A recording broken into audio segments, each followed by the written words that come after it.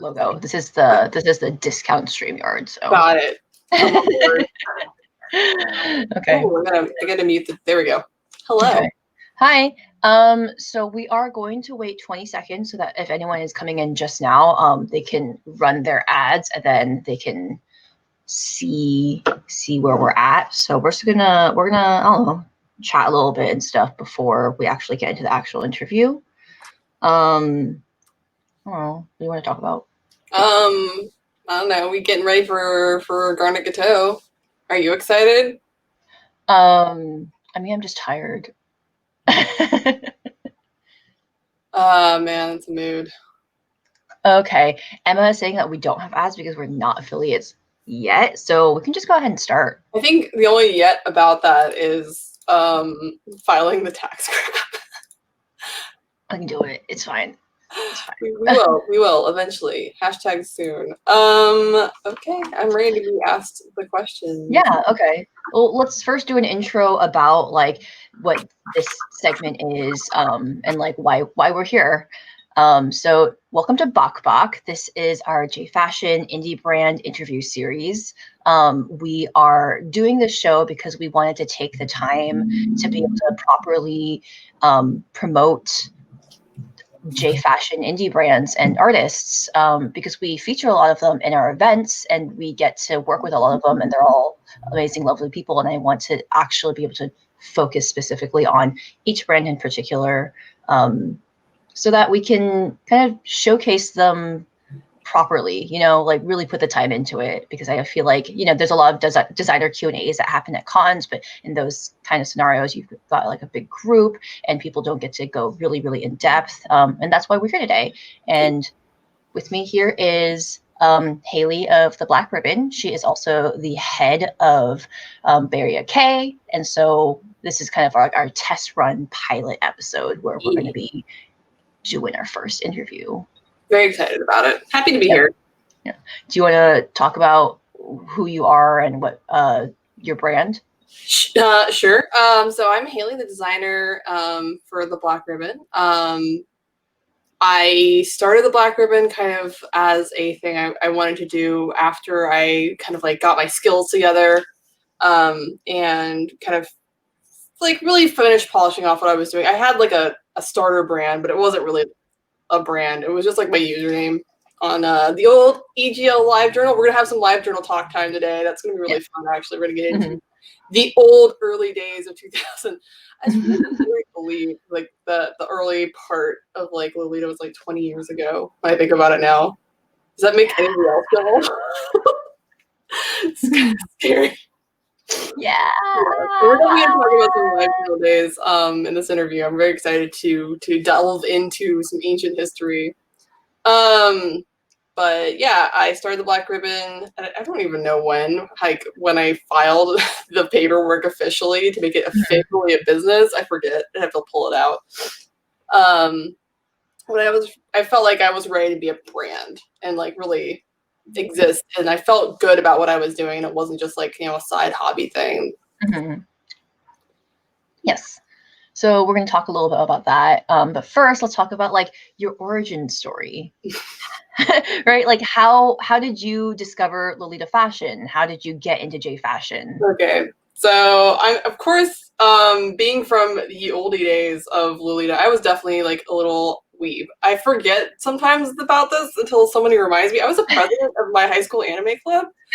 And I'm still really good friends with some of my friends who like were my kohai. I'm not even like, they were literally my like younger classmates, and I'm still really close with some of them, but like we joke that I'm still their senpai, and it's is this one of the people like I met at your wedding? Yeah, they went to my wedding. Yeah, absolutely. Yeah, because you introduced this person as like, oh, this is my kohai, like literally my kohai. Yeah.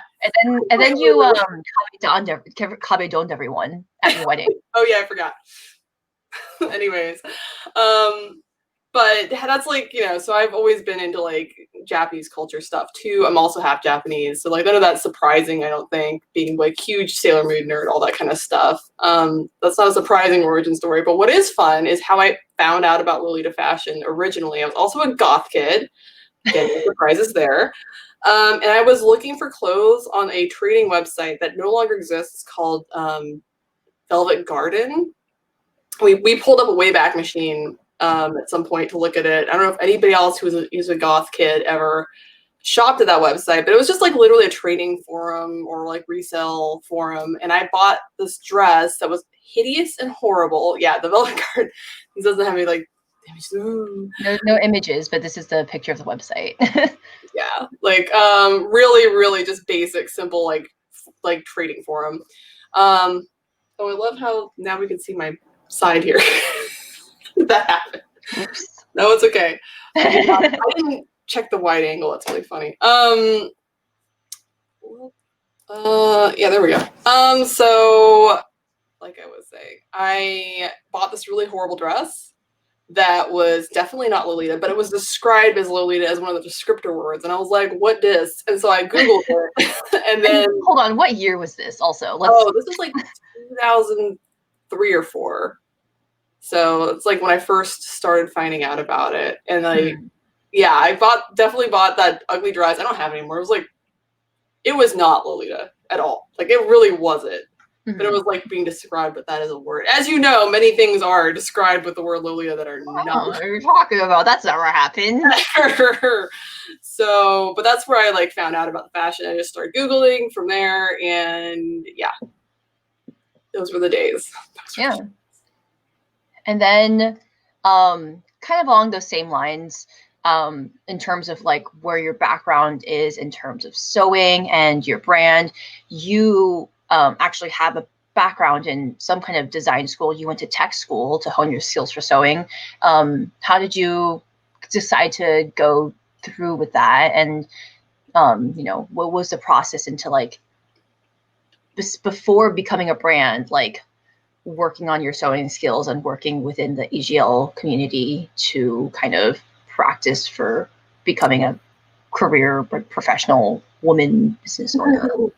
So, I graduated college in like 2004 to date and age myself as much as possible throughout this whole thing. No, sorry, 2008. 2004 was high school. Yeah. So 2008, and that was like the peak of the financial crisis. Fucking great. So I got out of college and I just kind of looked around and was like, I don't think I'm going to find something I want to do professionally right now. I lived in Atlanta, which is a very different job market than like some place that's like a bigger city with more creative stuff. And like now it's a lot more of a film city, and there's like costuming departments and stuff that did not exist in 2008. I'm really jealous of my friends who've like stuck it out. That would have been really fun to like eventually have gotten into, but just the timing wasn't there. So I literally got like the most like I always knew I wanted to like do something with sewing, and I didn't know how to really sew when I graduated college. So you have like an art degree, right? Like a fine arts? I have a studio art degree. I can paint, you guys. I don't anymore, but I can. I don't even think I have any paintings anymore. But yeah, I used to do like painting and sketching and that kind of stuff. And it wasn't like a Bachelor of Fine Arts degree because it wasn't like I didn't take a degree in painting. It was like all of the art things. It was very unspecific. So it's useful. Yeah, just like versatile, but you know, because you're not focused in like printmaking or specifically any one of those things, it doesn't come out as a fine arts degree. Which I was more surprised by when I'm like, yeah, I don't have a BFA, I have BA. A little weird, but yeah. So I decided to get a part-time job as a delivery driver, and I was like, what is like the least amount of hours I can work, like, and make enough money to pay my rent and still have time to work on a skill? Because, you know, a lot of people say it takes like, you know, 5,000-10,000 hours to, you know, skill tree up essentially to be good at something. And I needed to find time to be able to work on sewing and learning how to really sew. So I like I had the craziest schedule. I worked like from 4 p.m. to like, you know, 9-10 p.m. So only like 5 hours a day really when I was working my job. But then like I'm naturally a night owl. If anybody's like hanging out online will know that I'm up until weird hours. Yeah, we have our business meetings at like 3 a.m. Yeah, I'm definitely a night person. But I would get off work, go have dinner if I didn't eat on shift, and then start sewing. And that was like, I would start sewing at 11 or 12 a.m., 11 p.m. or 12 a.m., and I would stay sewing until the sun came up. Which Probably. is only a little bit different than your sewing hours now. A little bit different. It's a little bit different. Like I go to bed at like usually 2 or 3. Yeah. I would like literally stay up till like, oh no, the sun's coming. If it's 7 o'clock, I gotta go to bed. And I would wake up at like 3 p.m. Get ready for work. But that was like what I was doing to focus and like really hone my skills on how to sew. Before I like even thought about doing it professionally. It's just like I don't have enough skills. And then I would like sell stuff on like Etsy and stuff, kind of not like very expensive, just to like essentially finance my learning process. I wouldn't like, I would charge like really, really cheap. Like, my skirts were like 30, $40 or something. Cause I just wanted to like enough money to like, cover some of the costs of my time, but mostly just cover the cost of the fabric and stuff. That kind of stuff was like what I was doing, just so I like got some skills and like really just had a reason to be sewing that frequently. And when you deciding to like that you wanted to sew as like potentially a job, like career path, did you always think that you wanted to do Lolita fashion, or like what was the way you went about doing that? Like I was like at the time other things? I thought like maybe I would do like costuming and stuff, which I still think is a really fun concept and it's really fun to do. It's just unless you're in a costuming department, it's hard to that's not really a career necessarily. And like I said, unfortunately at the time, Yollywood did not exist yet. So I didn't know what I really wanted to do with it, but I definitely knew that like I wanted to do either fashion or I want to do costuming. But I focused on learning Lolita fashion. I also was like really into like 50s kind of new look vibes. That too. Oh, we have a question here that says Yollywood. Would you like to explain? Y'all is in YA''L, like y'all is in Georgia. Y'all. That's what we jokingly call the Atlanta film area and stuff now. It's called y'all. Yeah. Okay. Yeah. Fun. Yeah, like Hollywood. I love that. That's like definitely a thing I've heard it being called out there. It's fun. It's a cute name. But so from there, like I just got really decent what I was doing. But then what made me leave? Oh, this is hilarious. I had a bad breakup and I was like, I'm going to get the fuck out of this state. Like that was literally what happened. I know it's really like stupid and like cliche, but I just like I had a bad breakup. And it was like a person at the time who I was also just like all of our friends knew each other, and every time I would try and go someplace, I would just run into this person. Like they're not a bad human being. They're just I just wanted some space, and I couldn't find it because you're like, give me states worth of space. Well, like literally every time I want to go to like any event or any party or anything, I'd have to be like, are you going to be this thing? Like, and we'd have to pick and choose which ones we were going to go to.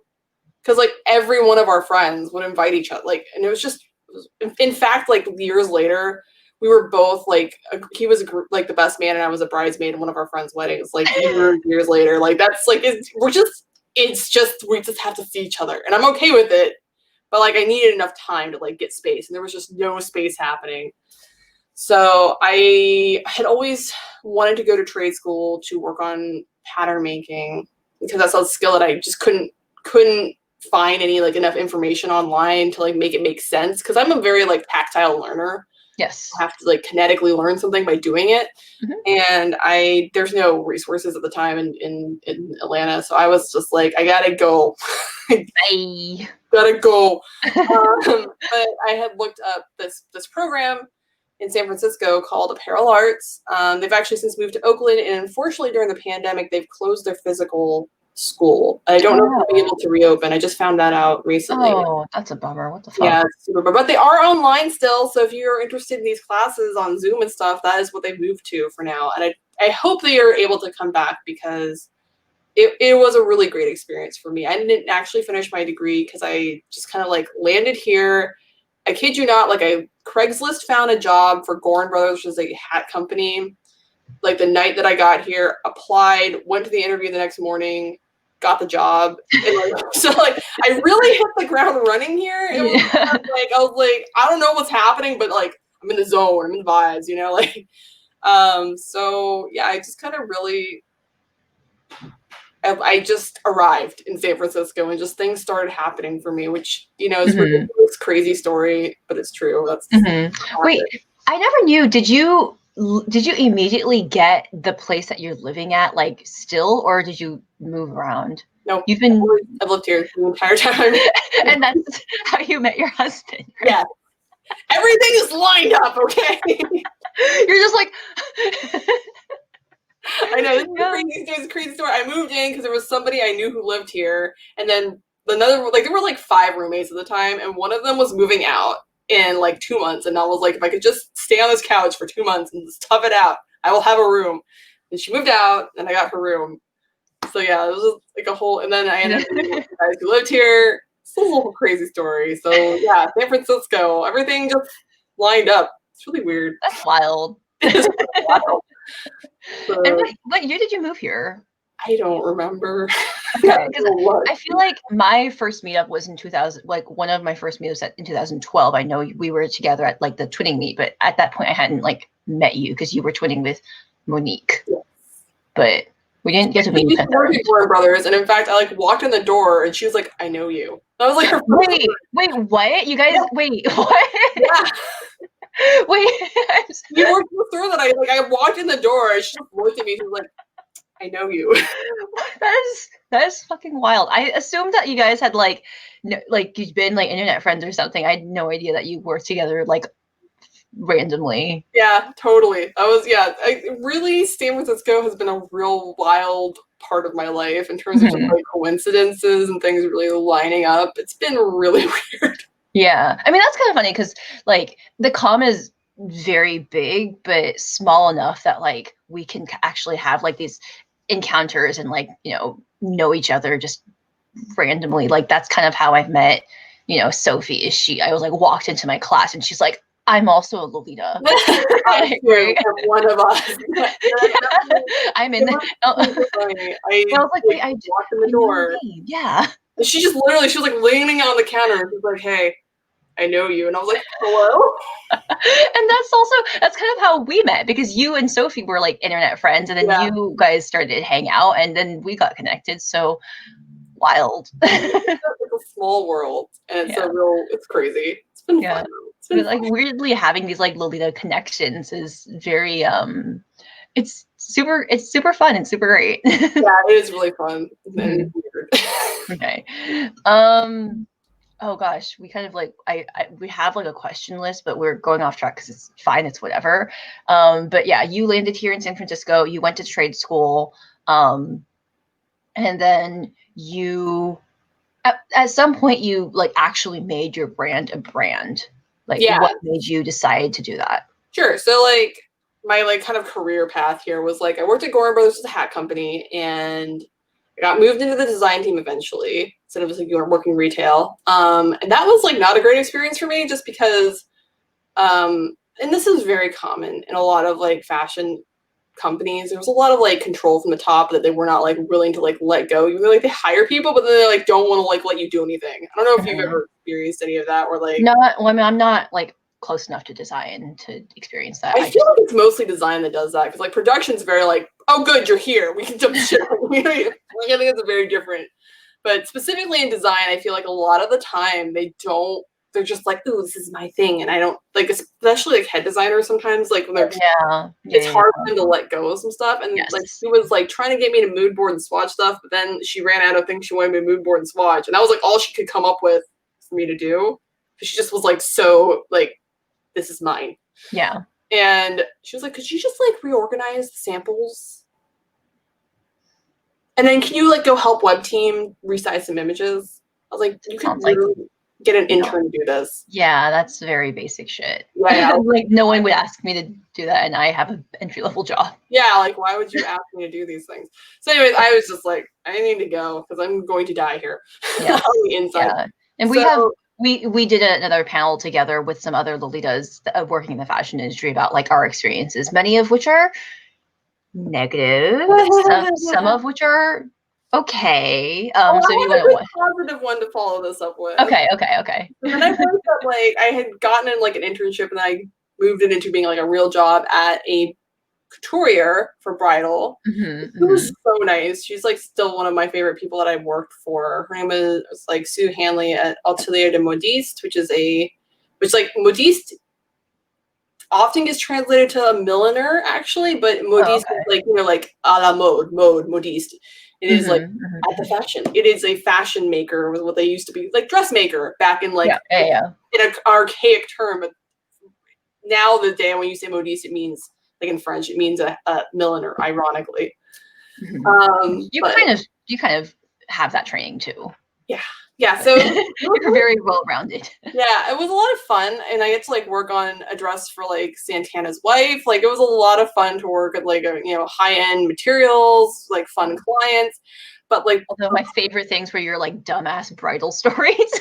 Oh my god, yeah, that was actually why I had to quit. Was like the brides themselves were so stress inducing that I just could not anymore. Like I think one of my like standouts. Oh my god, no! One of the standouts was like the woman who eloped because her mom like wanted her to have like the. Oh my god, yeah, that was a crazy one. Yeah, this chick showed up to our shop, like tried on one of our most expensive samples, and was just like, I can tell she was not vibing with this dress because it was also like an older sample. It just had a lot of really expensive trim on it, and it was like very kind of like early 2000-ish, kind of like like the spaghetti strap kind of bodice, like Jessica McClintock almost style bodice, and then ball gown situation. But with it, like nobody does spaghetti straps like really anymore on like on a bodice, like a scoop neck bodice. Like that's just not a thing you see that much right now. Very, very 90s. Yeah, like very dated looking. It's just an older sample. It's not like it wasn't a beautiful dress. It's just an older style. And she was just like, not that into it, I could tell. But her mom was like, this is the dress. And I was like, this is not a vibe. Look at the bride. She's not into it. Like, I get you're into it, but she's not into it. And like her mom's like, we're taking the sample, like not the sample, but like this is like we're gonna book this dress. We're gonna like make it more modern or whatever. Like all these things. And like my boss was like really excited because it was like like a $10,000 20 like it was like expensive. Okay, because like really like we had like all this trim on it that we were gonna get from what is the name of that place that makes all the trim for like Chanel? I can't remember. But like that's where we're gonna get the trim from. I'm just trying to remember. I can't remember right now.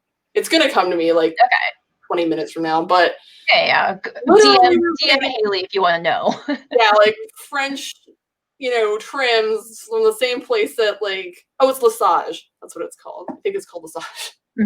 Anyways, I digress. So she cut us a check for like the deposit, and it was like the deposit was like $7,000 or $8,000 or something, like an intense amount of money. And we actually waited a week to cash the check because we were like, that was a weird vibe.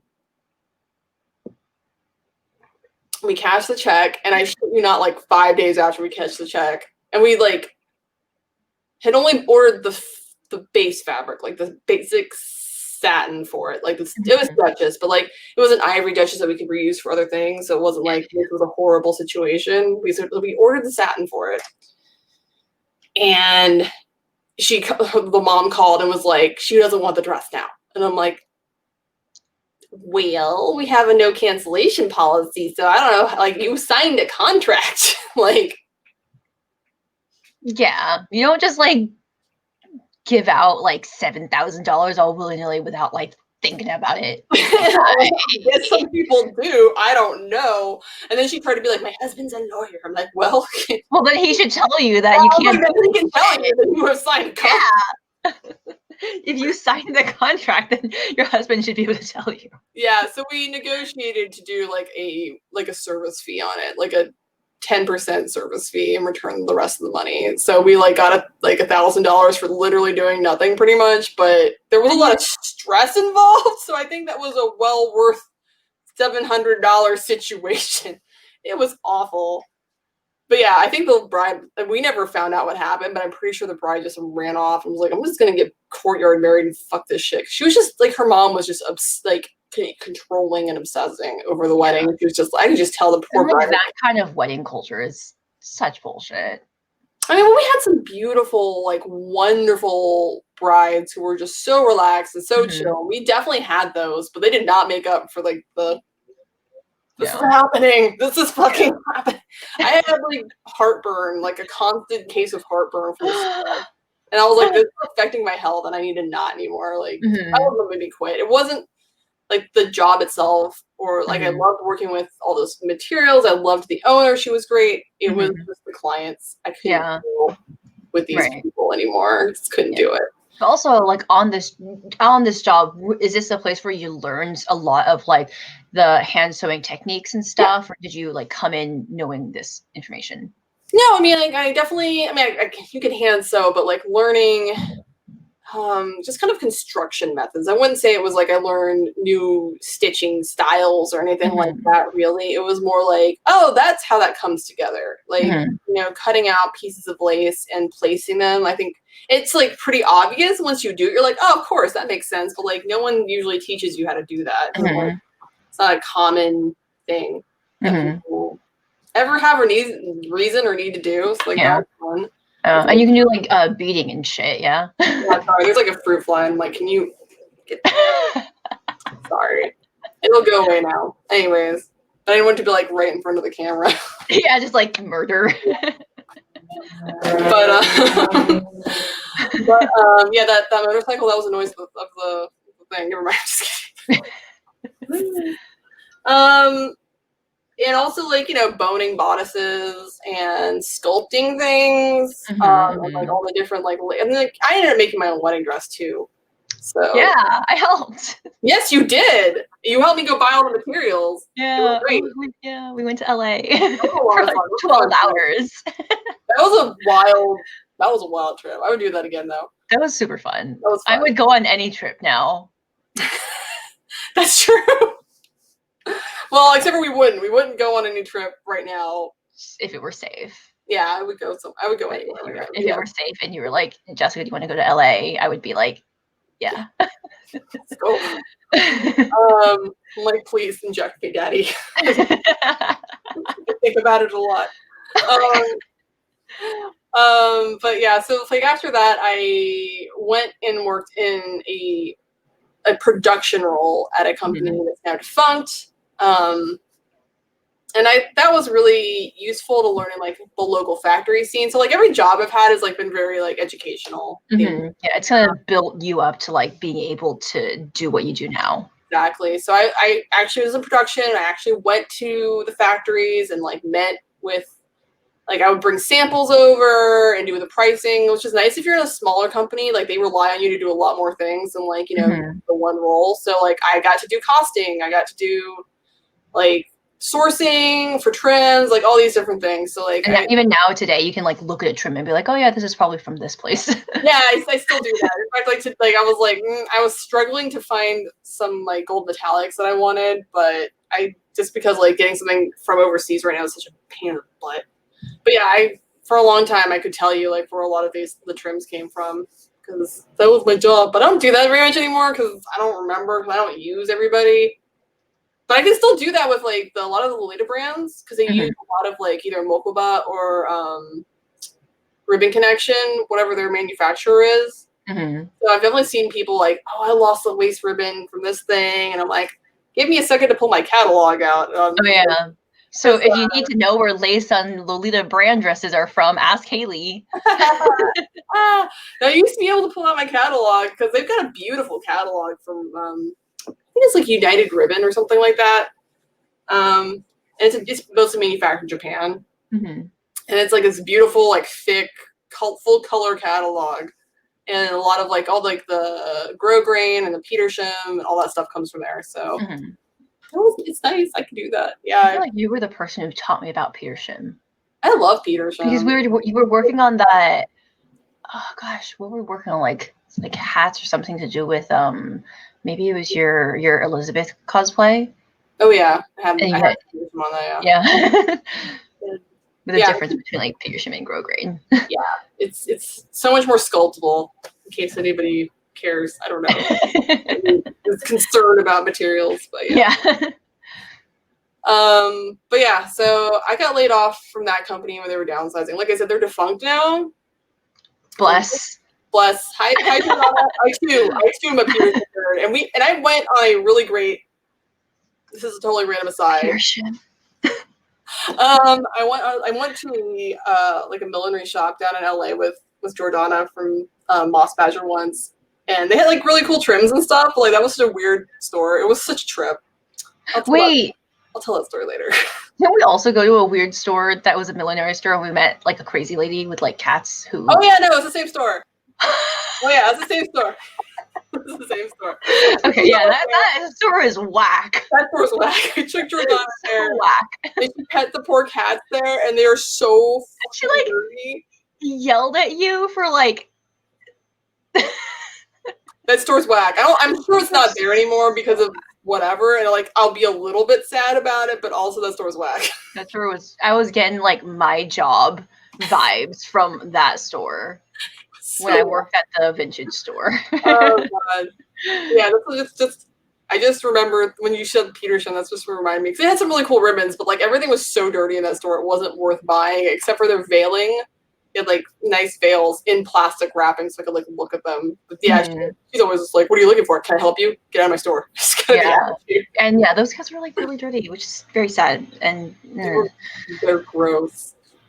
Anyway, that's a total off the rails. Yes. So you got laid off. Got laid off, and I spent like, I don't know, 3 months trying to find a new gig. And I kept running into like a lot of like annoying. Actually, I live in San Francisco, and there's only some people who are always like, "I'm going to do a startup. I'm going to revolutionize the fashion industry." Tech bros. Yeah, tech bros. Fucking tech bros. And I just don't. It's not that I don't think that there's definitely room to revolutionize the fashion industry. I'm tired of fast fashion, for example, and unless we're revolutionizing the fashion industry in terms of sustainability and building better foundations for the way we make things, I'm not here for it. I don't care. Yeah, it was just really. Although I will say, one guy had a good idea, which was like about making like the like sourcing a little bit more accessible. Yeah. Okay. That would have been interesting, but that guy was just like a real asshole. When I did 3 interviews. Like, got to the 3rd interview, and I had an interview with the CEO, and that didn't go well. I'm like, why do I have to talk to the CEO? I'm not going to be like directly reporting to the CEO ever. Mm-hmm. Was it like just like a smaller company?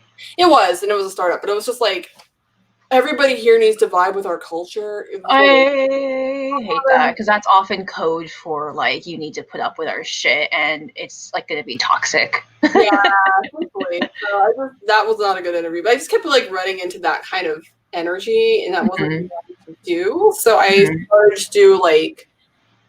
started to take on kind of like contract work for. I had a friend who did. What's the word for this? Oh, like soft goods. Yes. Yeah, soft good prototyping. I'm sorry, I just like totally couldn't think of it. But that's like stuff that's not clothing, and not accessories, but it does involve fabric and plush and stuff like that for things like, bag prototyping for like a camera bag or something like that. So I worked with some of those she gave me the work that she didn't want to do. Cool. And yeah, I just worked on some of that because I was like easy money.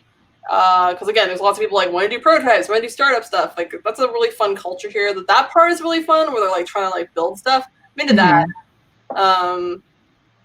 And like some guy trying to patent the bag. Like, that was fun. There's a lot of weird things. I made a bunch of like workout straps, which that was just a lot of weird things. I made in that time period. But in the meanwhile, I was like working on starting up my brand is a serious thing that I wanted to do, and then I started working on like the Fanime fashion show regularly, that's around the time that I met you. Yeah. Right. Yeah. And so when that was all happening, you were still kind of like brand building, and then I interned with you. I was your intern.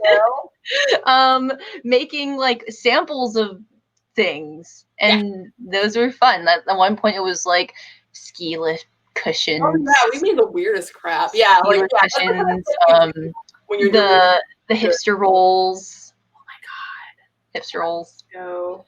The tiny. Oh, we did the production for those tiny shorts. Oh my god. Yeah, I made like 100 children's shorts as a contract once, and it was like not the worst thing I've ever made, but like I don't want to do it again. Yeah. But hey, we kind of like small production lined it. Oh no, we definitely did. Even my mom did a little bit on them. I forgot about that. Yeah, that was a lot. I got really good at putting zippers in though. That was educational. I got real good at putting those zippers in. I hate putting in zippers. They're the bane of my existence. Yeah, well now I can do it because holy crap, I did 100 small shorts with. I mean, the nice thing is that they're very small zippers, so like if you did have to take it out, it wasn't that bad. Yeah. Good. But that was probably around the time I graduated was like 2015. So that was like 2015, right? Where you were still mostly doing that. And also you, besides doing like freelance and contract work, you were working with other Lolita brands to help them go to production, right? Yeah, and I still do some of that from time to time. Like I've done some production for Pubitel. Like we're like, the factories are out here. There aren't any in certain parts of the country, as everybody knows who struggles with this. And so what I'll do is like take the pattern and the fabric and then whatever, and I'll negotiate with the factory to get the pricing, and then I'll go see all the products, and I'll take the items and I'll ship them back to her when they're done. Yeah. But also, like, I know you've worked with other Lolita brands in terms of like prepping their garments to go to production for like in terms of like creating their patterns and stuff. Well, I've like created what would be a single production pattern. A lot of people like don't know that production patterns are very, very different from like a regular pattern. And I could talk about that one day, but it's pretty dull. Boring. But like, yeah, prepping a production pattern is kind of a nightmare. Like you have to have every single piece, because like right and left can be different on a production pattern when it's not on a regular, like home sewing garment, because you can kind of like fudge things. You don't get to fudge anything, like, because you have to have different notches for where the zipper goes on one side if you're doing like a garment that's got right or left side zipper. So the notches are not going to be the same. So you have to have a separate pattern piece for that side of the garment. So you have a right side bodice and a left side bodice, front and back. That's a lot more pattern pieces, and like, yeah, I hate it. And also like taking out extra pattern pieces that you might not want to be in a production. Mostly it's adding more production. In my opinion, you're just mostly making more pieces. All the notches are very important because that's the method. Are they, Haley? Are they? They are. I know. We're doing like patterning at my studio, and she's helping me. We always forget the fucking all the time. I'm the worst at notching, so that's why I think I have a hard time with like when I make a production pattern. Like, yes, I must spend some time with the notcher. My old friend. Yeah. Hello, darkness, my old friend. Yeah, pretty much. In a nutshell. Yeah. So yes, you did a lot of that, and then you built your brand up. And since then, it's been a good few years because I've known you for many, many years now. And now you almost exclusively work on your own brand. Yeah, I still do some productions. And in fact, somebody asked me for a soft good thing recently. I was like, do I have time for this? I don't know. But it's kind of fun to do those kind of projects every once in a while because like they get me out of my box, like, out of my wheelhouse, and it's a learning experience every time. So I'm thinking about taking it. I haven't said yes yet. But I find those, like I said, projects interesting. I just don't solicit them anymore. But if somebody comes to me and asks me about it, I think about it. And those prototyper kind of people, they understand a lot of the times that like you got to pay a crazy amount of money. Yeah, yeah. You charge a very high consultation fee, which you should. Yeah, because like it's a prototype, and you guys are gonna like reproduce my work later. So whatever. Yeah, just even like talking to you about like learning the knowledge that you have, that costs money because it's all that. knowledge. Yeah. So I usually charge a lot when I do those projects. So like it's financially worth it. I don't usually, I don't charge that much for like, garments. So it's kind of like, I have to decide. But I don't almost don't do those anymore. As I said, someone has to come to me and ask me for that. And somebody did. So I gotta think about it. But yeah, I mostly just do my own brand. I help still with like, brands who are doing like starting up and have some questions. I try to mentor people a little bit, like, and try not to charge money for that all the time. But like, there's some really great resources now, so I don't have to do as much of like the basic setting you up work anymore. Like, we talked about this briefly once. What is it called? Fashionary? Yeah. Yes. There's a book called the Fashionary book, and it's really helpful. Kind of like it's like a start to finish manual on production and selling, and like some of it doesn't apply to Lolita fashion because like, we don't do trade shows. We just don't. We could. We don't need to though, but like we don't do trade shows where you like try to sell to bigger stores.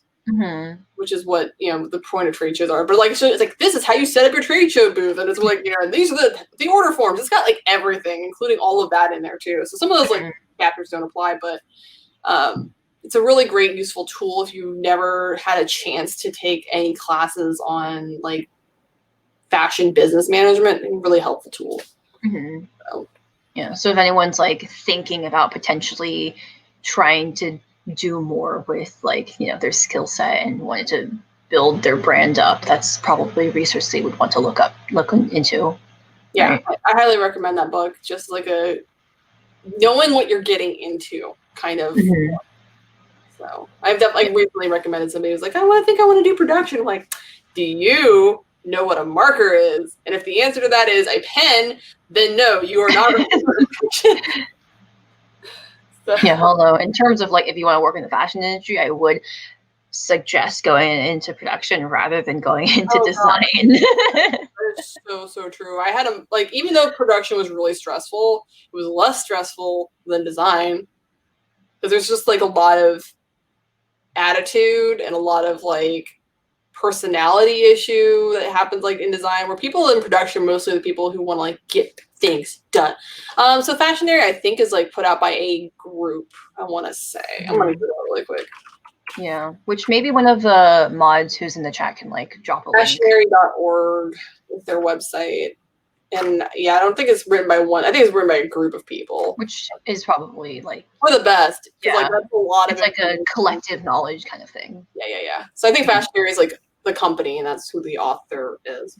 And they just put out like a really cool textile book too. So like with like tons of swatches. I think they have like multiple books, I believe. Yeah, like, they have like one for shoes, like shoes production, which I know nothing about. Which would be interesting to look at. I don't want to make shoes, but like if you're interested in that side of the industry, and I think they would put out one for purses too. So like, yeah, they're a really cool company to help you like get a baseline education on like what is involved in this industry, so like, and it helps you like also see the different jobs, right?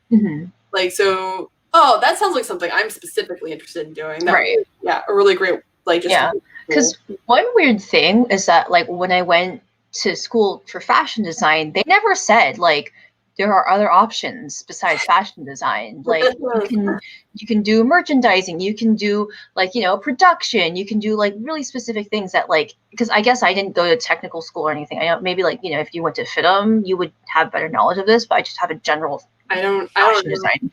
I only know one person that went to FITM. Like, well, that's not true. I think I know more people, but like one person I've worked with. Okay. No, Tina went to FITM. Yeah, I was saying. I feel like I know more people who went to FITM, but I worked with one person who went to FITM. Yes. I think because they're more of a technical school, they do like kind of tell you like the different job opportunities. But like weirdly enough, that's not something I ever learned, and probably would have been useful to like have that information so I knew that there's more than just like being a designer, which is terrible. Yeah, I know. Being in design is kind of awful. Like, I like what I do, as I make all the shots. I call the shots, and it's my problem if I make. But like the worst part about design is that like you're not. especially if you're like in a medium-sized company or bigger, like you're not directly involved with the sales team, like in terms of getting feedback directly from customers usually, and then like they come back and like, this didn't sell well, why, and blah, blah, blah. And you're like, I have no idea because I didn't fucking sell it to the customer. It's like, Yeah. you know what I mean? And then they get like a lot of self-doubt, and like you have to be really, really strong human being to deal with being on the design team, because besides like high expectations, there's also like long work hours and also weird like I feel like I've heard a lot from a lot of people, like just weird work environments where you're like, you know, stuff with like managers or like your coworkers being competitive, yeah, everyone thinks they're gonna be like the next fucking, you know, McQueen, and I'm always like, you're not though. No, those people aren't. Sorry. Sorry about it. No, like it's not gonna happen. Yeah. Yeah, there's just like, there's always just like, I find like there's always like somebody with like a lot of attitude, or the boss is like really intense, and then like a workaholic, and therefore expects everybody else to be a workaholic. There's a lot. There's a lot going on, and anyways.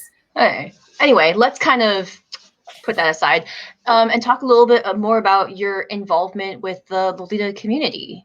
Sure.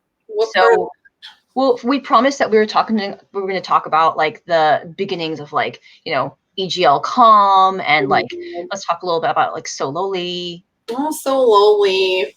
Back in the day. Back in the day where we still kind of called Lolita Loli and it was okay.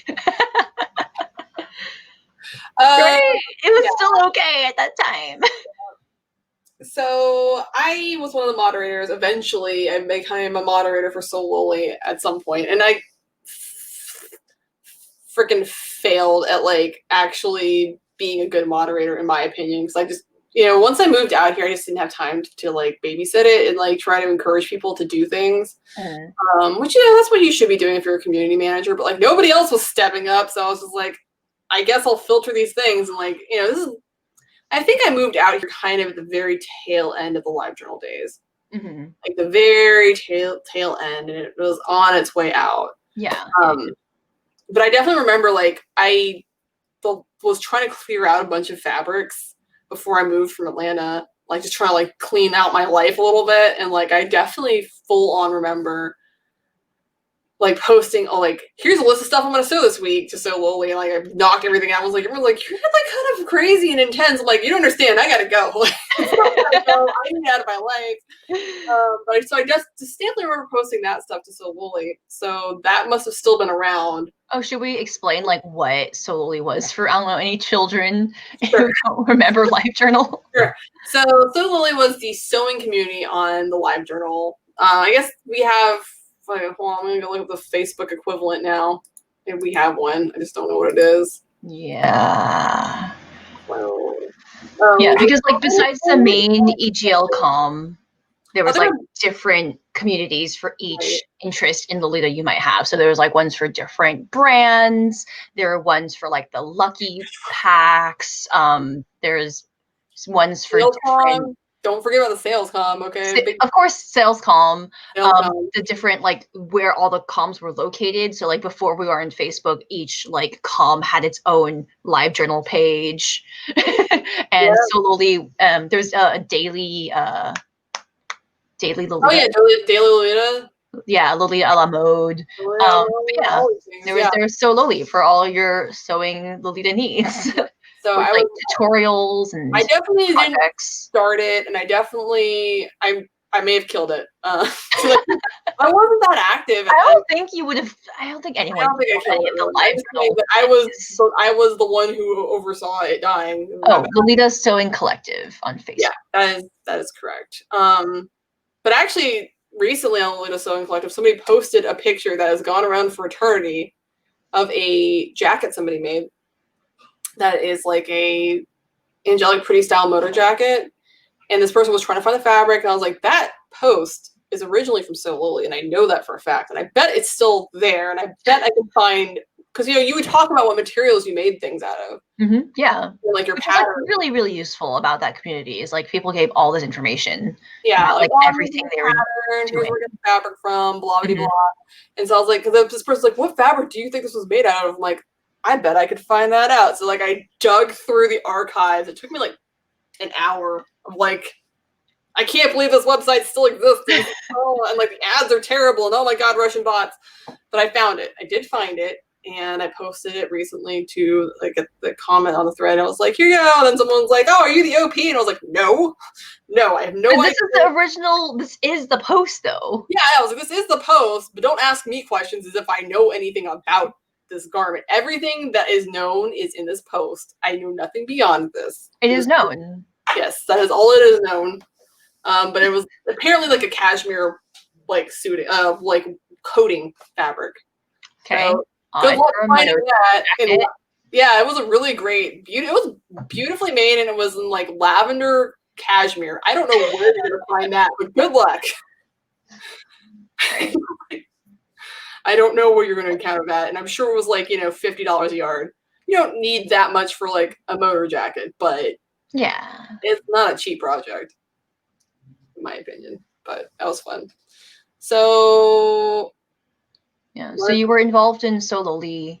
Yes. And once you moved here, you also started getting involved in kind of organizing Lolita. Well, you organized some of the Fanime Fashion Walk at which is where I probably met you for the first time. Fanime Fashion Walk. So, the original person who contacted me about the fashion show stuff was Allegra, who is Ivy Frozen.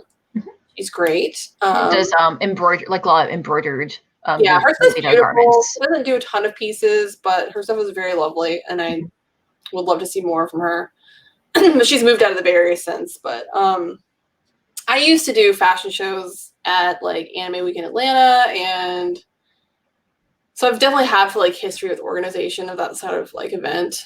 When I was in Atlanta, I didn't really show that much in Atlanta. I mostly like participated as a model or as a background organizer, just because there's a lot of like the people who tried to run a lot of like they eventually had brand fashion shows later after I left, but like just the kind of indie local fashion shows, the people who tried to run them were also like not finished or prepared with their collections, and there was a lot of stress a lot of time. Like the day of the show, still trying to finish pieces. I've never had a stressful fashion show. What are you talking about?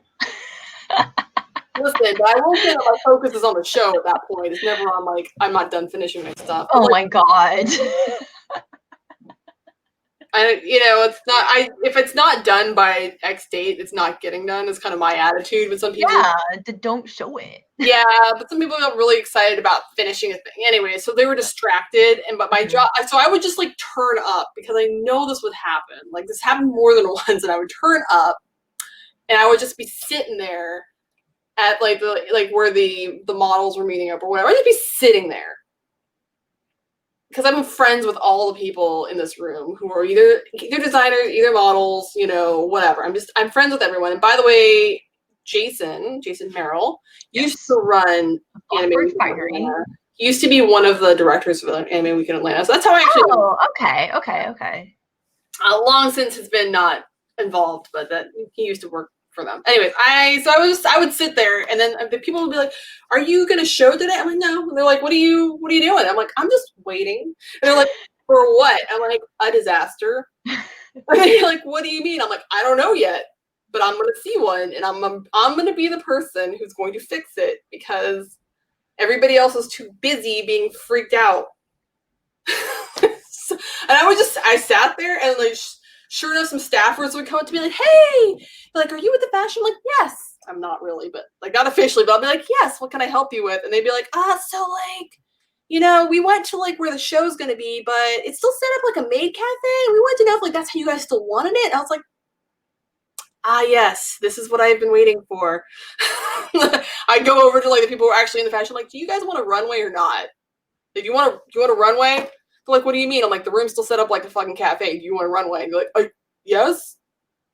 I thought they would do that for us. I'm like, "You gotta tell people. So what do you want?" And I will make it happen. This is the kind of thing that I'm used to dealing with. So yeah, I'm like just a very like, what needs to be done and can I take care of it kind of person. Yeah. So this ended up somehow with you taking over Fanime Fashion Walk. Well, no. So that was like all AWA stuff. And like Yes. when I moved out here, Allegra approached me and asked me if I wanted to be in the fashion show, and I said yes. And then I asked her who else was going to be in the fashion show, and she said just the two of us, And I was like, just the two of us. I was like, I don't know that I want to be like a fashion show with two people. Each of us are doing like 6 looks tops or something. And I'm like, that's like 12 fucking looks. And I was kind of like, did you ask for other people? And she's like, well, I posted in like this, this was still like the very tail end of like live journal. She's like, I posted it on EGL and I haven't heard anything. I'm like, give me like 5 minutes. Right. And I think that was 2000, I want to say 13, right? 2013 or 14? Yeah. Probably. I mean, first. Yeah. It was a while back, but she just was just like, and there's no shame in like trying to do things that way, but so you had more contacts that were outside of the Bay Area. Oh yeah. I mean, that's the nice thing is like being an indie designer, we talk to each other, we become friends over the years. And so I was like getting on my tick-a-tack, and I'm like, would you like to be in a fashion show in California? And so I think I got Belladonna, Industrial Kitty, because yes, at some point, yes. And then we had like just like a bunch of different like brands. I just shouted out like whomst and my group of amazing, beautiful indie friends would like to show in California. And I'll try and sell your stuff on like Quiet too, whatever. Yeah, so I went from a fashion show of like just supposed to be 2 brands to I had like 4 or 5 brands that year. Start place thing, so it was much more of a actual fashion show. But I didn't want to ever like take anything away from Allegra. This was her right. Yeah, she ended up doing other life things. Yeah, and like whenever I would always reach out to her and be like, are you doing the fashion show this year? And then eventually the answer became no. Yeah. I was like, she's got like a child now, so yeah, I don't think that's necessarily going to stop me, but I don't think it stopped her. She moved out of the Bay Area. That's true. Yeah, that does stop a person from holding a fashion show in the Bay Area, I guess. Yeah. So she moved. Essentially, it's mostly the biggest thing. But yeah, I took that over and kind of grew it a lot. I think it's we ended up having like international contacts. Yeah, showed for we had Korean brands, didn't we? Yeah, we had Halley. Yeah, we did. That was a good one. That was great. Was a fun one. Fantastic. We had Halley a couple times. So yeah, we it became a real fashion show. Essentially, that was a lot of fun. And like at some point, like they started packing the rooms, like it started filling up. Yeah, yeah. The 2020 fashion show was supposed to be pretty dope. Yeah, because at that point, you had become the head of the J Fashion department at Fanime. Yeah, we created the J Fashion department, and then they were like, "Oh, there's a fashion show." They got really interested, and like times like I've worked with a con that they were like actually interested in what we were doing, and like yeah, I mean I've worked with several cons, and a lot of times it turns into a disaster, but this was completely out of their hands. So I still feel like Fanime's been very supportive of everything. They've offered us a lot. Yeah, so I'm really hopeful that like whenever there ever is a physical Fanime again, things will be great. It'll be fantastic. I think it's going to be really fun. We're going to have like fashion shows. We're going to have like events. It'll be really great. I think about it a lot. But yeah, in terms of, let's talk about your indie brand, kind of like the connection between like all the different indie brands and stuff, and how you kind of got started with kind of trying to build up this community. Well, not you personally, but like what's the deal? What's the deal with that? What's the deal? So I would mostly put like kind of the networking that we do with each other kind of more in the hands of like Emma from Lolita Collective than anybody else, honestly. She's been wonderful for like being supportive and uplifting of brands. That's really the Lolita Collective's mission statement, is to get indie brands and support them, and kind of really grow their presence, because back in the day, like indie brands, ew, was kind of the attitude back in the day. Like that's right. Like early LJ days, like there wasn't much trust in indie brands and like what they were able to produce. There was some people that were scammers, and obviously it didn't help build like that kind of trust, and it was kind of seen as like much lesser than brand, like your typical like AP or Baby or whatever, right? Yeah. I mean, there's just, and the quality wasn't there either. Like, let's not, there's a few brands that were good quality, but it was pretty rare. People weren't able to do production and stuff either. So like, it was a very different place than where it is now. But I think the Lolita Collective had a huge part in impacting how much like, I know she'd be very like, stop. Fine, thank you. I appreciate. Yeah, very. She's one of those people who doesn't really want to be like vocally thanked a lot, but it's true. She's done a lot for the community, especially the indie brands. And we have like our own like Facebook group for the people who are in the Lolita Collective. We kind of just talk about stuff, but like, it's nice to have peers essentially that you can like, hey, is this thing a scam? Have you been invited to this event? Like, how does this? Like, where are they getting those lists from? Like, we talk a lot of the American indie brands. We all now know each other, not just from like the Lolita Collective, but like the convention scene and like traveling. Now a lot of us do the con circuit, and we try to. I know I do. I try to uplift other brands because like I don't really view them as my competition because this market is so small, it can always grow. And like, I may not be the brand for everyone. I do a very specific thing. I don't do my own prints, for example. And I don't, I try to be as size inclusive as possible, but I don't personally have a certain size model around and available. So like past a certain point, it's hard for me to properly fit those things. So they're plus size designers, they can at least try it on themselves. Supportive of them. People have different textiles they use. So like there's always room. There's just room. There's so much room. There's no need to fight over what we have. I mean, there are going to be trends and some of us are going to make similar things from time to time. Who cares? I've never gotten upset that someone stole my design. I don't care. Like there's so much room. Industry for us to grow just generally. Like we have so much room to grow. So I always try to uplift other brands, and I definitely got a lot of that attitude from working with all these people who are great. They're wonderful people. Like, very, very rarely met somebody who's like, you're a dick. That's not really happened. I don't really have that experience. It's a tough gig. Like it's a lot of work. And it's, I've known Jordana forever, like online. We've like kind of like hung out forever, a lot of us online, especially if you were on Sololi or any of the you just like saw each other and we used to hang out in Tiny Chat. I don't we used to kind of like dumb Tiny Chat. Like a dumb Tiny Chat thing. We're just like EGL Tiny Chat. And like actually that's how I also met Danny. Like yeah, that's how I know Danny.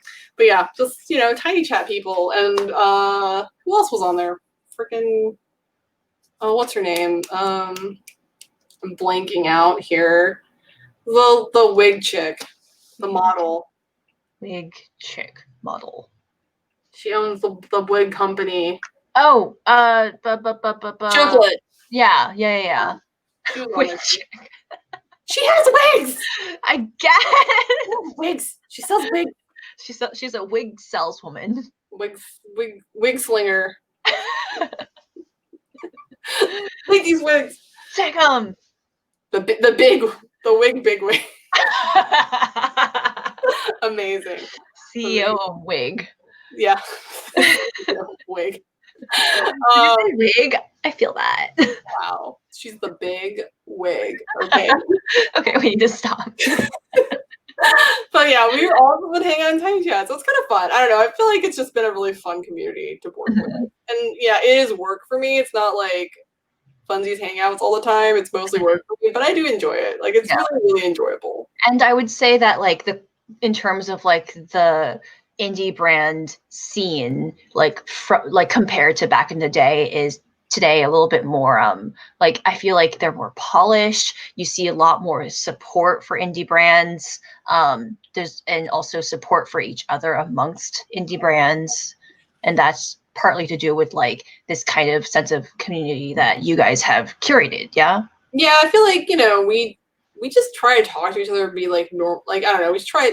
People ask each other questions, and I feel like we all are pretty open. I don't feel like any of us are particularly like hoarding our secrets. No, I won't tell you my manufacturer. I don't really do that. Like I said, I happily help Puvi, use the factory that I use. Whatever. What is it? I'm not making these things right now. Like she was making like cute nurse hats or whatever. I'm like, I'm not doing that. It's not my brand. It's not my look. But I'm happy to like facilitate that. That's not a big deal. And she happily paid me, and it was like, it's just business. And it was, it's fun. I don't mind doing it at all.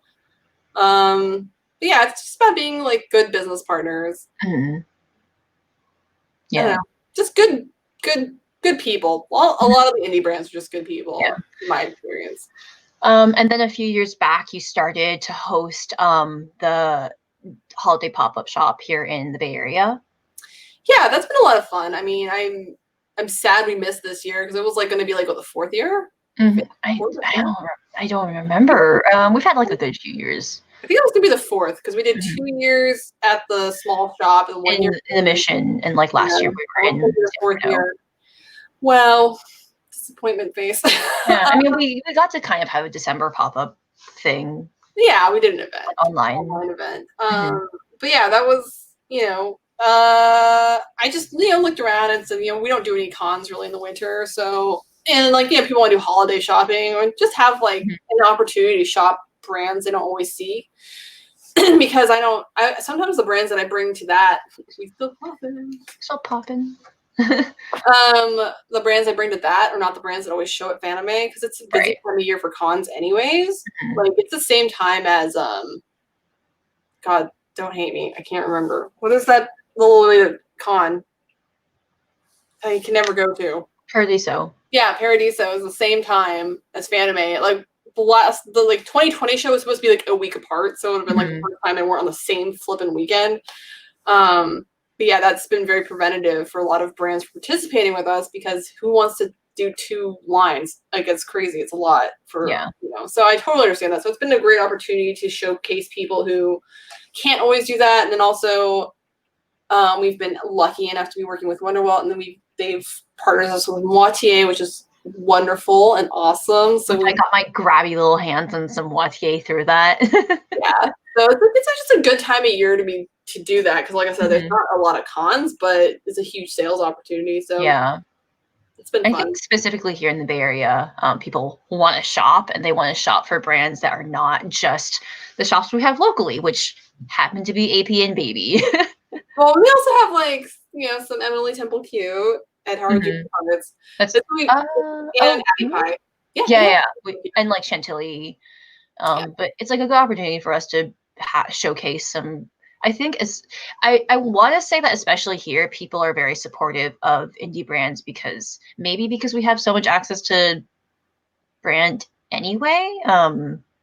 They just want to see more stuff. I think there's also kind of like the love of like handicraft stuff that I feel like is a big thing and big part of like the Japanese scene, which we miss out on a lot of, and a lot of the rest of the Western scene. But I feel like some of that has spilled over into the San Francisco area, like because Japan's not that far, and we do get a lot of people who've traveled there. So like there is kind of some of that rubbing off a little bit of like, yes, this is not a weird thing to be into, right?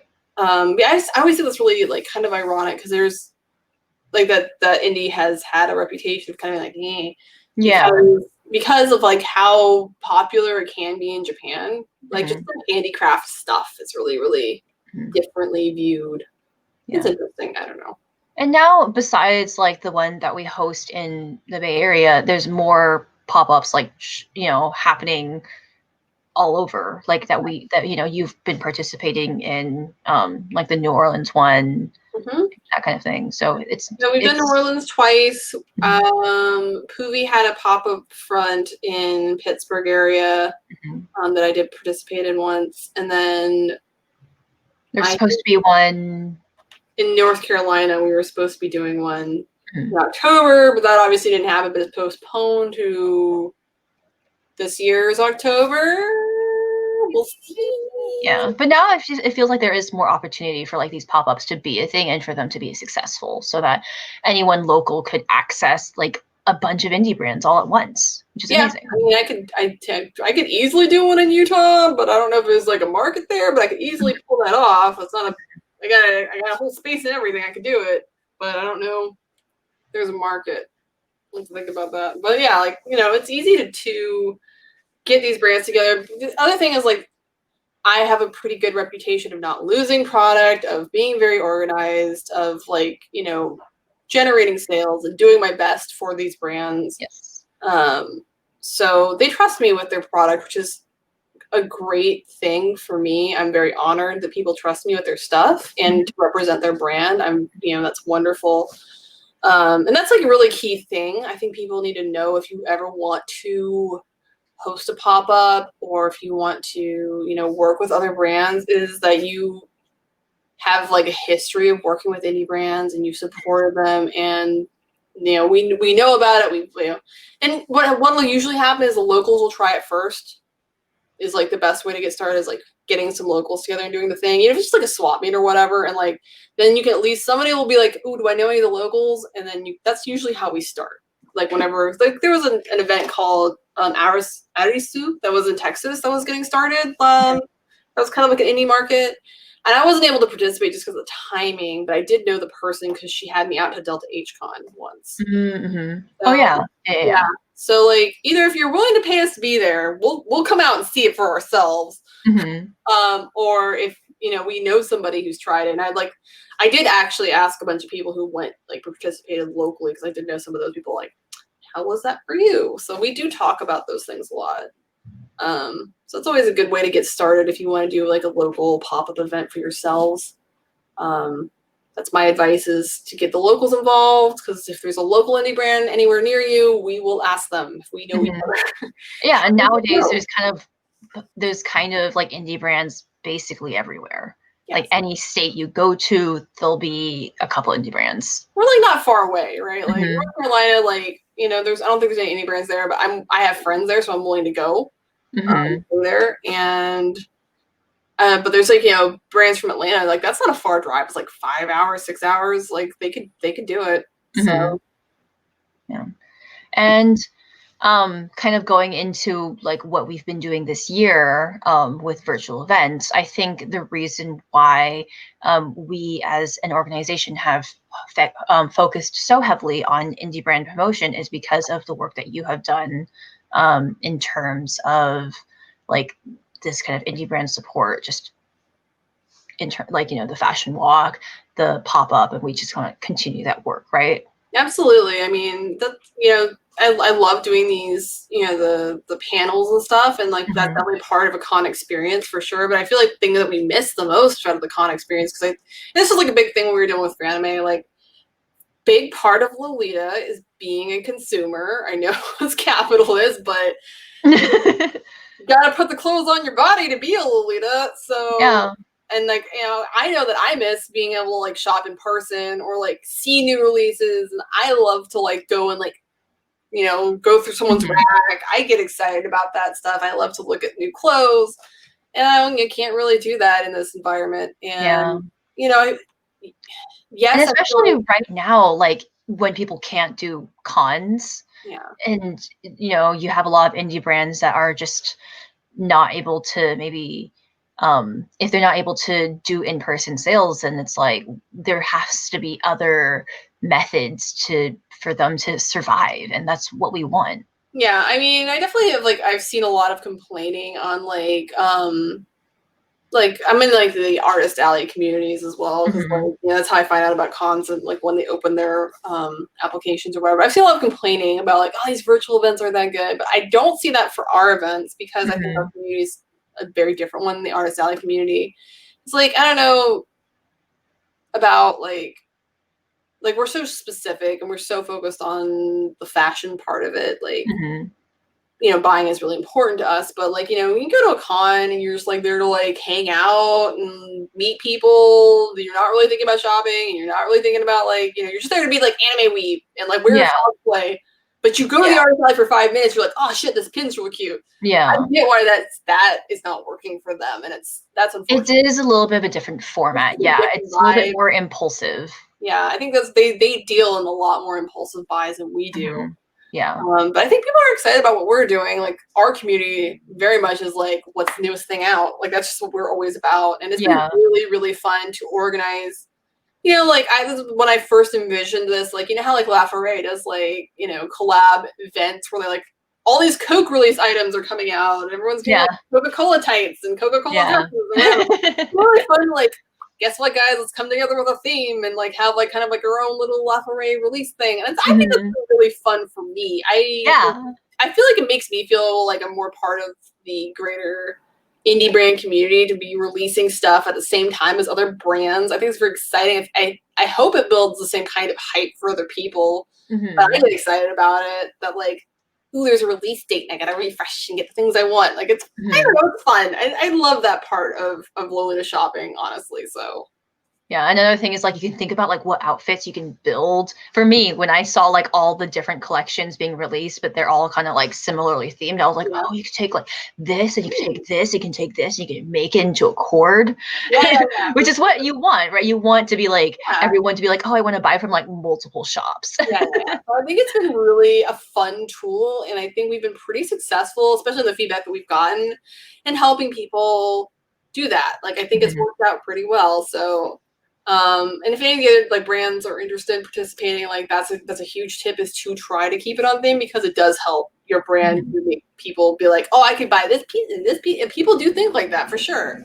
I know that I'm like, this pin would go real nice with this hat over here. I think about these things. So yeah, for the last when you're in the Woodlands thing, a bunch of people put out mushroom stuff, and I was like, mushroom cords, yes. Absolutely. Oh, thank you. Yeah, I'm very proud that everyone's been trying to keep things on theme. Like it's just been a really fun format. It's been different, but I think it's been pretty successful, all things considered. Like I said, I've seen other online formats not be as successful as I feel like we are.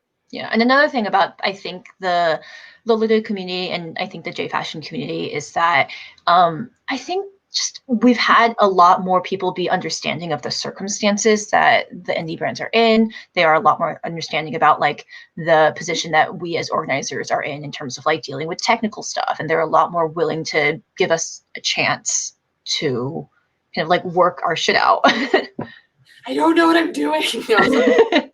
Not true. I feel like the other thing is like the team's been great. You guys are, let me thank you. You're great. Shut up. Yeah, like I feel like we've built a great team of people who are very organized and very dedicated, and things move really smoothly now. Like, I don't know. I don't feel like the planning for Garden Gateau has been stressful at all compared. I mean, I'm stressed all the time. Yeah, you're just an anxious person though. Like you're like panicking about a deadline that's like 5 or 6 days away, and I was like, all it is writing like some words. It's fine. It's fine. Space to write the words. Yeah. And it's not like someone's holding a gun to your head about the date either. We can. It's just like, that's like I feel you, but also like we're good. Yes. Okay, so in terms of I want to kind of wrap up our questions here, because we're only going to do 45 minutes, but obviously that was never going to happen. That was never going to happen. That was never going to happen. So what are your plans personally as a brand for the future, and what are your plans in terms of like organizing larger events for the future? So we've been talking about turning Bay Area Kei into a really weird business formation in the state of California that doesn't exist anywhere else. Which is it's like a mutual benefit corporation. Essentially, like we're incorporating. And I'll be the president. No. We've been playing with this, and it's almost like a nonprofit, but it's not. Like the members are allowed to profit from it, and as a brand who's involved, this is an important thing for me. Thank you from our local communist. Yeah, I know. Thank you, comrade. But so what we would be doing with that that format would be to do more online things in the future. Mm-hmm. And eventually we would like to do some in-person things and maybe kind of start small, Mm-hmm. and build our way up, because we are the Bay Area Kei, and we could do some small Bay Area events that are, hosted by us. Different members of our group can host events. It doesn't have to be me. But I'm happy to help organize. I'm used to calling places and getting quotes and venue crap and whatever. I'm very yeah. good. You had a whole ass wedding. Tears thinking about that. But like even still, like going to do the pop-up shop, I had to like walk into a store and be like, I heard you have space. Like I'm used to doing that kind of stuff. So if we do like a swap meet or whatever, things. But personally, as a brand, I'd like to be able to do more stuff in production. That would be great. I would love to be able to have enough stuff to like, partner more with companies like Kuroshiro Kawaii. I'm not able to send them anything right now because I don't have any stock. Have you seen my store? It's empty. Because people keep buying your shit. Listen, I love every single one of you people out there who buys my things. It's great. I'm always deeply flattered whenever I see a tagged photo. I get very very excited about it. But yeah, I don't have a ton of stock, and I would like to be able to do more of that. And maybe I need to think about eventually hiring one or two people one of these days where it's safe to have people again. And that would be nice. Like have one employee. That'd be exciting. I would do that. That'd be fun. Have an employee. That'd be great. Be somebody's boss. You are kind of my boss. He's like, I'm gonna save this moment for when somebody like tries to be like, you're not the boss. I'm like, I'm a boss of somebody. I mean, you're kind of my boss right now. I forgot. I meant in terms of like sewing, but you are kind of my boss. I'm the presidente. El presidente. But yeah, I would like to maybe have a single employee at least. That would be fun, so that I can not be trying to do everything by myself, because I do everything by myself. Yeah. Shipping. It's wild about being an indie brand, because you have to like make all the things, but you also have to do your own marketing. You have to do your own web shop. Like just this, all the things that are not just making. It's wild. It's a lot. And like I don't mind the social media stuff, but some people hate it. And I feel really bad for them because it's really a lot of work. It's super understandable. Like the social media that I have to do it for Bay Area Kei, and I'm like I don't even want to do my own social media anymore. It's taking up so much time. I don't do most of my own like social media for like my own personal. Mani will be your intern. Mani is my precious child, and I love it. It was Mani's birthday yesterday. Everyone yes, happy birthday. I love you. Nepotism. Perfect. You are aged perfectly. You're one year wiser, for whatever that's worth. You survived 2020. Oh. Fuck yes. You survived the insurrection. God. What a laugh. But yeah, I back on track. Yeah, those are the things I'd like to accomplish, would be to have a single employee eventually, so that I can maybe not be focused on packaging and shipping all the, that literally can be half my day. Yeah. I would like to not have that be half my day. I would like my day to be. And you are kind of known for like fast shipping. Yeah, well, the post office is the end of my block, and if I ever move out of here, that's gonna be the one thing I miss the most. But you might have a closet. Ooh, that is a worthy trade-off. Yeah, I don't have any closets in this house. It's an old Victorian, and they don't believe in closets. You get an armoire. But yes, I miss closet. Yeah, I would love a closet again. God, I think about that a lot. But yeah, I do love that the post office is at the end of the street. Like literally, I live halfway in a block, and at the end of at the corner is the post office. I remember reading a review for like one of your items that was like, I bought from the Black Ribbon, and she shipped the stuff out like 2 hours later. Yeah, that's she was like walk over, yeah. Boop, boop, boop, boop, and it's like gone. And that post office does not lose my shit, which is also Good Yeah. for them. You give them snacks and shit or something. Oh yeah, right? I did like for Christmas this year because like holy shit, this year's Christmas was not like anybody else's Christmas ever for in terms of shipping nonsense as we have all experienced. Yeah. I got like this big box and I went across the street. There's like a grocery outlet across the street for me. Gross out. Gross out.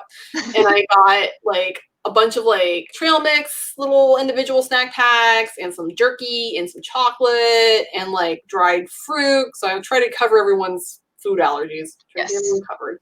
You got your vegans, you got your like try to think about that. Yeah.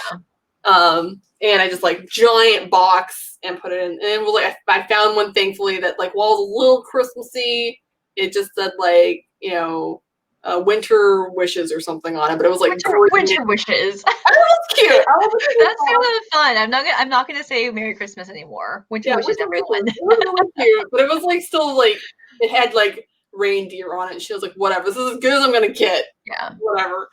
Yeah, I just like left it on the counter and then I asked them like the next day or whatever, like, did you get my snacks? Like, oh, that was you. We've been eating all the snacks all day. I'm like, good. They wrote like a thank you. Yeah. Also, like, you guys, it's been crazy. So I was like, I hope I got enough snacks. It's like, you know, there's like, who knows how many employees in that one office. Maybe not enough because they can't afford to pay people. That one's really busy. Like I said, they never lose my shit. So Oh yeah, yeah. And it's like in San Francisco. Yeah, in the Mission. Yeah, it's a busy post office, and like whatever. It's got like probably like a 3-star review on Google, but you know what? They all do because again, they can't afford to pay enough people to be there. Yeah, well, some of them have way worse reviews. I've seen like a lot of 2 stars, but I was like, ooh, 3-star, you're actually doing okay. I think I went back in there and like I 5-starred it recently. I was like, you guys are trying. Yeah.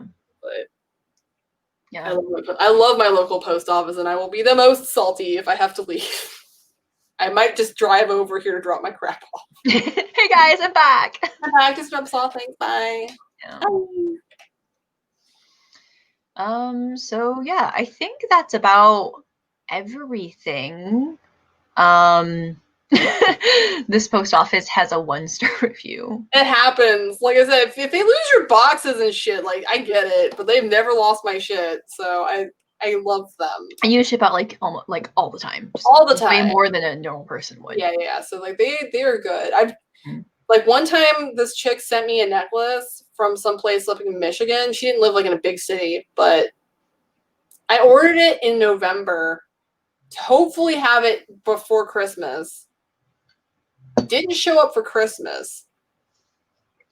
And this is like shipped to Atlanta because I was going to Atlanta for all the holidays. And I spend a lot of time in Atlanta like over the holidays usually because I go to like visit my grandmother in Florida and then I go up to North Carolina. Like I do a lot of traveling in that area. So I'm like usually there for like 2-3 weeks, right? It's like a big holiday for me. It was not there by the time I left in January. I ordered this thing in November. And it like got to Detroit and never got scanned again. And so I had it sent to Atlanta. I didn't have it sent to San Francisco. So I thought, surely it will arrive in like the 4 weeks it takes me to get to before I travel. It'll surely just be in my mailbox. No. And then she sent a second one, and that one took like 3 weeks to show up. Which is still ridiculous. Yeah. And the other necklace showed up a week after it. So that post office deserves the 1-star. Fuck that place. Yeah. Yeah. You are also participating in the next Garnet Gateau event. You took a break from participating last event. Do you want to tell us a little bit about like what you may be releasing? Ooh, a little sneak peek. I can show you the fabric. The fabric. I haven't started anything yet. A little sneaky peeky. Yeah. Yeah.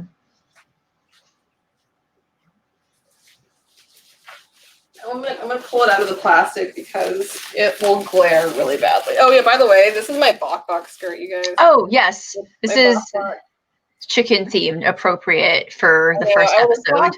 BAK BAK. Super important. Hold on, otherwise it's gonna be very glary. I got this bolt from Japan. And those are little chocolates, right? Yeah, got some chocolate. Hella cute. Chocolat, chocolat. Yeah, and it's like got some gold on it. So I don't know what I'm making just yet, but this is the fabric. Definitely. Yeah. That'll be so fucking cute. I'm very excited about it. So eventually, soon. Hashtag soon. Oh my gosh. Stop. Stop. Stop. Those eat so much yardage. I need. She's just mad because I haven't done the one yukata I said I was going to do. I need to. I'm going to. Wait, which one was that? The Paris afternoon fabric. I got. Oh, yeah. She's still. Well, I'm mad you still haven't done a potato sack dress. So you know what? I'm one person. Okay. I will still make these things. I just don't know when. Okay. Okay. So let's wrap things up by saying, like, does anyone in the chat have any questions that they would like to ask Haley? I like being asked questions. We've covered a lot of ground here. We've been here for an hour and a half. We were only going to take 45 minutes. You and I knew, though, that was a lot. I was like, this is a lot of questions, but we'll skip over. We didn't skip over many. We covered a lot of ground. Yeah.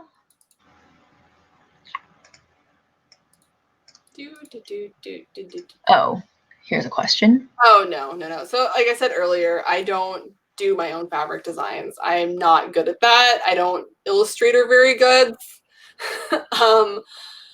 Yeah, I guess I didn't go to like a design school. I went to more of a technical school for pattern making specifically. I didn't take any courses in any sort of like illustration, and I'm not good at Illustrator, and I didn't put any skill set points into that. I suck at it. It's not that I don't have good ideas. That's another thing I just don't have time for. I'm like really impressed by like Jordana and Lily the Valley, who do their own like prints. That's just amazing. I don't have time for that. And I think another thing that like your brand specifically is known for is like good like construction using prints that like already exist. Yeah.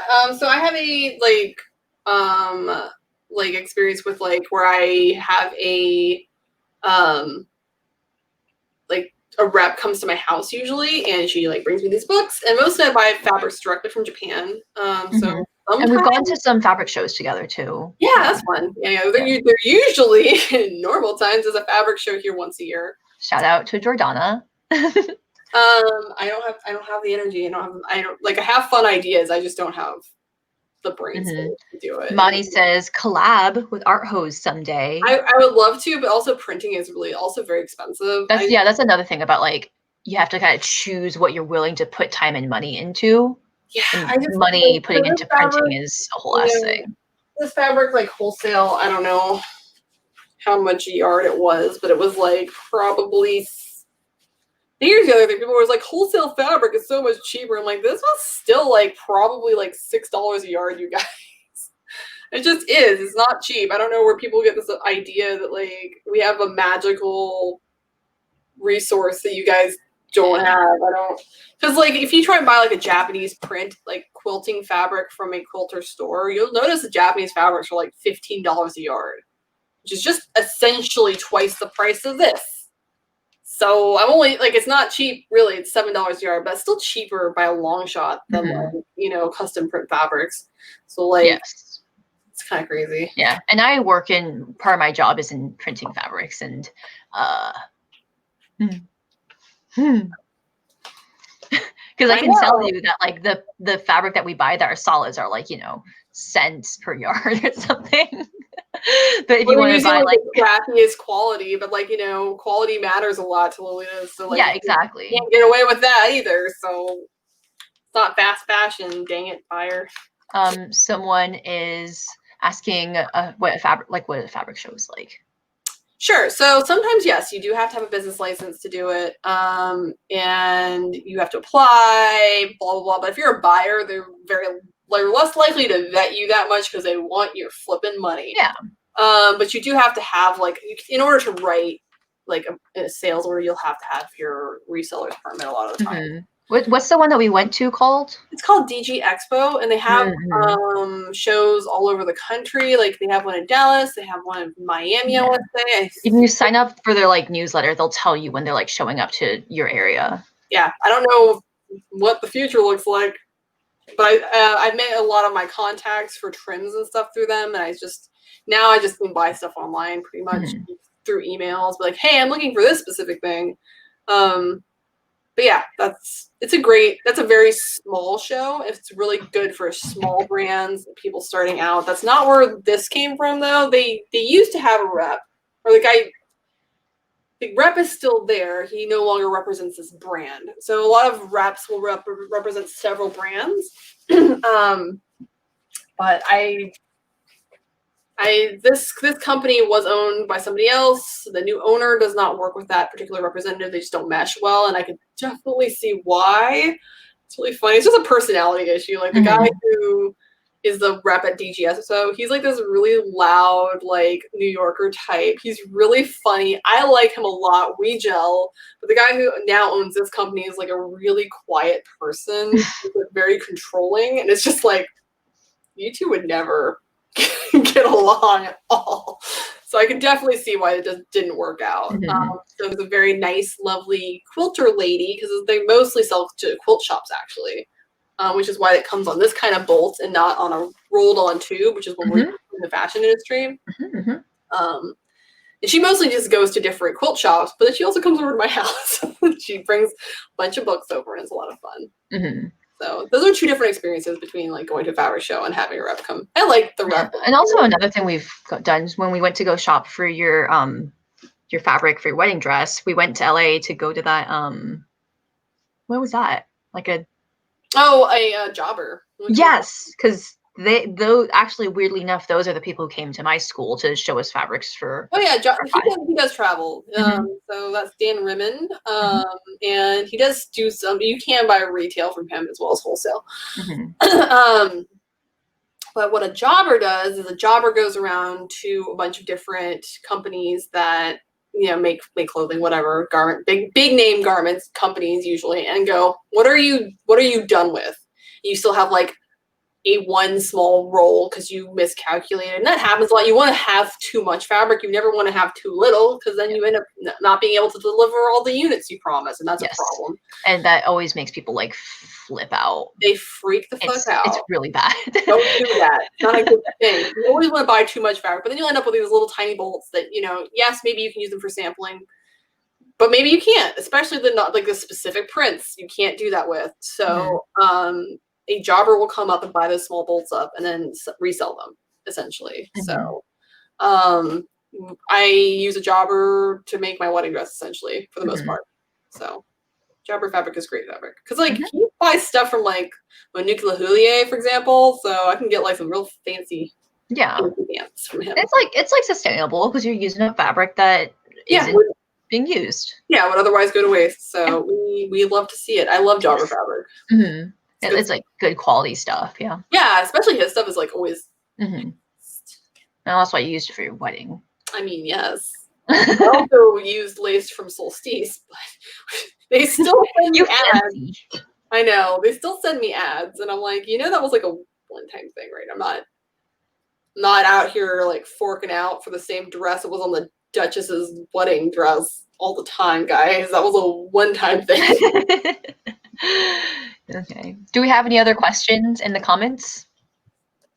Yeah, just DG Expo. If you're looking, that's a really good small starter one, and I don't think you need to have a license to go and look. If you're writing orders, they'll probably ask you for your reseller's permit. So that's, or they'll ask for your credit card then to make the order, but then when they email you later about it, they're gonna ask for it then. So keep that in mind.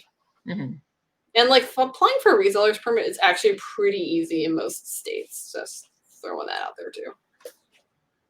Yeah, but definitely, if you are going to be selling stuff, you should do it.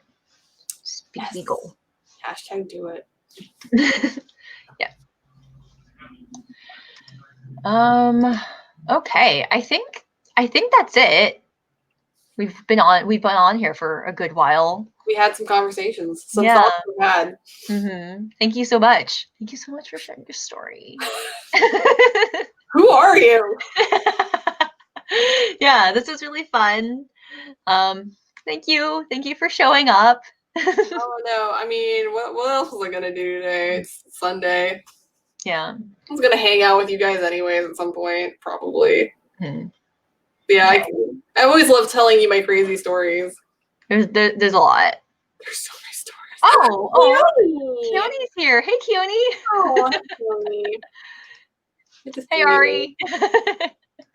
Yeah, I mean, and again, like, feel free to DM me questions if there's something like you come up with later. I'm happy to answer things. I'm not usually like, no.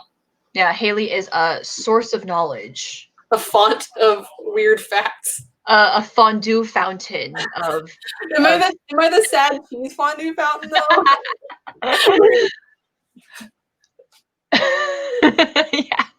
You're like, facts, and someone's like, oh my god. Too many, like, you're just spitting at them with a rope. It's like, here are some facts.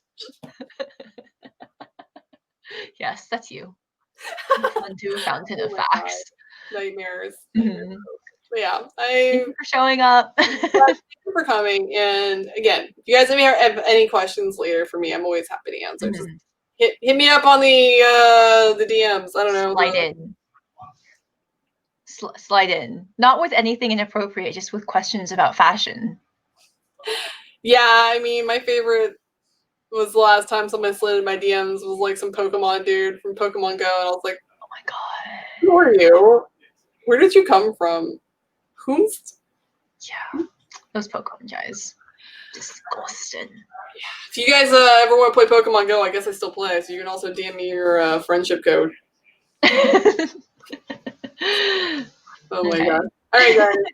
Okay, thank you. Bye. And